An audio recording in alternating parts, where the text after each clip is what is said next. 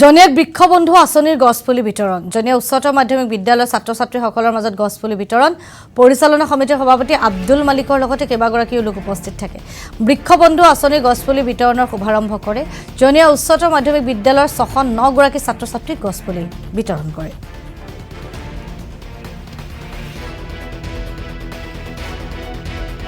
আমাৰ